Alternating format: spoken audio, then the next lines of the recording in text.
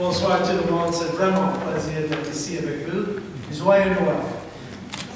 I'm happy to be here with each of you. It is a real honor and joy, and I'd like to say just at the very beginning, a special thank you to Darlene and of course Harold, dear friends, my wife Crystal and I, and served as wonderful mentors and help along the journey, and so appreciate the ministry that they have here on Parliament Hill, and all who have been touched by Darlene and Harold know the impact that they have, and it is such a ministry of influence, positive influence and joy and hope that they bring here to the Hill. And it is a great privilege to be with each one of you and all of my colleagues from all different sides of the house. It is a joy to be here, and that is the beauty of Christmas. It brings us all together. And the real meaning of Christmas is a uniting force in our world. And when asked by Darlene to just share brief remarks, and I know that's a tall task to ask a politician and former pastor to bring brief remarks, but I'm going to do my best, and Harold's going to go like this when I've reached my 3-minute mark, but I'll try and get in and out of the chute as quickly as possible because we have a great guest speaker that's going to be sharing tonight. But I will say this, I know the theme is around light and light in the darkness, and I couldn't help myself, the thoughts started coming as it related to that. And of course, we all have images of Christmas. When we think of Christmas, we think of that starry night. And how that, I don't know if you get these images, it's almost a romantic image of shepherds on the hillside tending sheep. And what preceded that was not quite so pretty. We romanticize the image of Christmas, but it happened at a dark time in human history. In fact, Luke chapter 2 tells us it came at a time of taxation. Don't worry, I'm not going to get into the subject of taxation tonight, but it says they were called to Bethlehem for the purposes of taxation. Can you imagine? They still had taxes back then. And they're still dealing with that today. But during a taxing time, during a heavy time, during a season of uncertainty and great heaviness, a couple who were thrust into a circumstance they could have never imagined, stepped out on a journey of great uncertainty.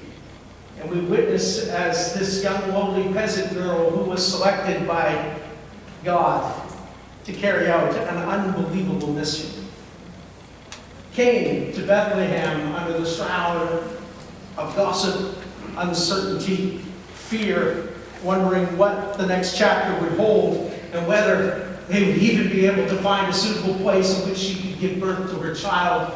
And you can watch as Joseph would be doing, as all of us men in the room would do, that love our spouse, frantically searching for the right place, and goes to an end, and there's no room in the end. Not that there isn't a parallel to today, that there's still not much room for him in society, sadly. But yet, his love for us was so great, he made a way, even if it came by way of the back door, through uncertain circumstances, into a dark and lowly place. For our King of Kings and Lord of Lords did not come by the palace. He came by way of a barn, a stable, a lowly place. Surrounded and witnessed not by greatness, nor rulers and authority, but by commoners and lowly shepherds.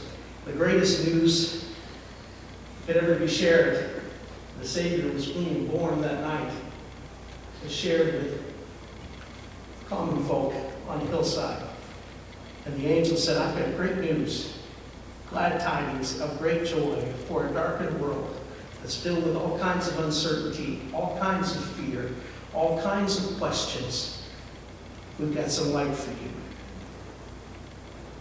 Peace on earth, goodwill towards all people. This night, a Savior has been born, and you will find him wrapped in swaddling clothes, lying not in a crib, not in a bed, but in a feed box, in a manger. And he will be a king for all people. Not just the up and out, not just the down and out, but all people. And tonight, I can't help but think that in our world that is still filled with many burdens, darkness and heaviness of heart, and people all throughout our country and throughout nations of the world are wondering, where can we turn to for hope? I'm so thankful that this evening there's still a light that shines. And it's for all people, irregardless of race, nationality, or background, that offers a light in a darkened world that says you can still find peace, you can still find hope, and there's still a light that shines bright in the darkest of night. And so my little Christmas message for you this evening, and I hope I'm within time frame here, darling, is there is a nightlight. My little girl, she still likes her nightlight on. She's in grade 5. She said, Dad, make sure the nightlight's on when we leave after we have our prayers and good night Bible story, and I'll turn the little nightlight on. And it doesn't take a whole lot of light to make a huge difference in a little girl's heart.